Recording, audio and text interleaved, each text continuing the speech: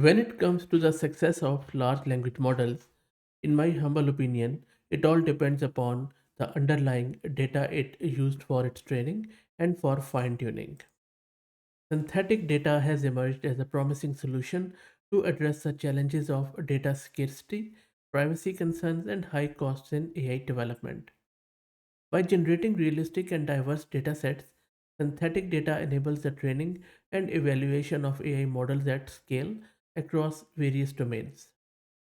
As we approach human level or even superhuman level intelligence, obtaining synthetic data becomes even more crucial, given that models need better than average human quality data to progress. But ensuring the factuality, fidelity, and lack of bias in synthetic data remains a critical challenge, and that is where this paper sheds light on various aspects of it. This is the whole paper, which I'll drop the link in video description, and this is from Google DeepMind, Stanford, and Georgia Tech. So I would highly suggest you that if you are involved in some way or another in generating synthetic data, this is a must read. Look at this diagram. So this is one synthetic image generated by the model Imagine version 2 with a prompt including the following description. In a robotics factory, humanoid robots collaborate on an assembly line to design, fabricate, test and assemble new robots.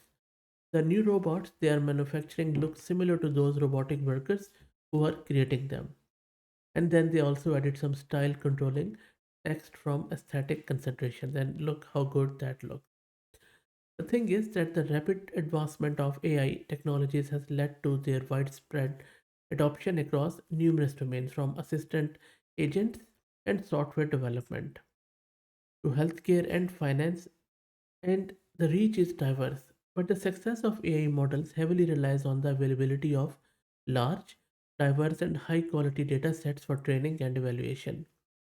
Acquiring such data set can be a significant challenge due to data scarcity, privacy concerns, and sheer cost of data collection and annotation. So, pessimists predict that we will run out of fresh text data in 2050 and image data in 2060. Then, what would happen afterwards? No one knows.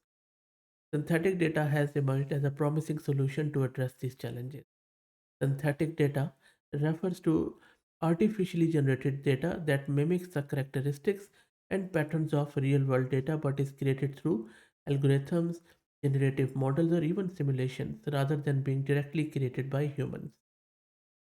By leveraging synthetic data, we can not only overcome the limitations of real world data but also unlock the potential to develop more robust, reliable, and fair AI modules. One of the many benefits of synthetic data is that it can be generated at scale, providing an abundant supply of training and testing data for AI models. This is particularly valuable in domains where real world data is scarce or difficult to obtain, for example, weather data covering all conditions, and there are a lot of other use cases. Other than that, synthetic data can be tailored to specific requirements, such as ensuring a balanced representation of different classes by introducing control variations. For example, weighting low resource language in multi-language learning and a lot of other things. This level of control over data characteristics can improve model performance and generalization. Thirdly, synthetic data can help mitigate privacy concerns by creating anonymized or de-identified data sets that do not contain sensitive personal info. This is very important in domains such as healthcare, where patient privacy is of utmost importance. But there are a lot of challenges. For example, one of the challenges ensuring the factuality and fidelity of synthetic data. As model trained on false, hallucinated, or biased synthetic data may fail to generalize to real world scenarios. Researchers must develop sophisticated models and evaluation metrics to create synthetic data that accurately reflects the complex patterns and relationships found in real world data. Another challenge is the potential for synthetic data to amplify biases or introduce new biases if not carefully designed and validated. That is where this paper, in my humble opinion, could act as a beacon for all the synthetic generation efforts. because in this paper, these researchers are tracking the current state of synthetic data research and also discuss current best practices and lesson learned. And this paper provides an overview of synthetic data generation techniques and their application in model training. It also is presenting case studies and empirical evidence. It also discusses the usefulness of synthetic data in evaluation, and then it also sheds light on the challenges and limitations of synthetic data. And lastly, they outline potential solutions and future research directions. There are a lot of things going into this paper, and I don't want to bore you with all the details, but there is definitely one thing I want to specifically address, which is the alignment.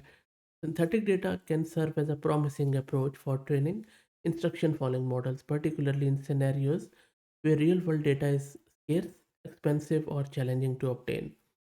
Self Instruct and Stanford Alpaca are both using LLMs to generate instruction following data, which covers a wide range of scenarios.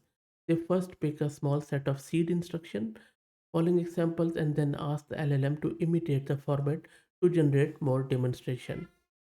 One problem with this type of method is to how to keep the generated data high quality, which involves the complexities of queries, the diversity of semantics, and the scale of synthetic data. And that is where this research proposes Evolve Instruct, which adds complexity to simple instruction via prompting. And it leverages LLMs to revise instructions and responses iteratively to include high quality explanation traces in planned dataset. And they find the trained model has improved performance in many NLP tasks. Also, UltraChat is large-scale and multi-round synthetic dialogue dataset, which is generated by two separate ChatGPT Turbo API models. One serves as a user role, while the other serves as assistant, and they instruct the user model with carefully designed prompts to mimic real human user behaviors. Many language models are supervised, fine-tuned to learn how to follow instruction, but in learning this behavior, they may inadvertently also learn to be sycophantic, tailoring their responses to follow a user's viewpoint, even if the viewpoint is not objectively correct. So this is one of the huge problem with synthetic data. And then of course we have to make sure that we mitigate hallucinations and we align with shared human preferences and values, because that is very very important.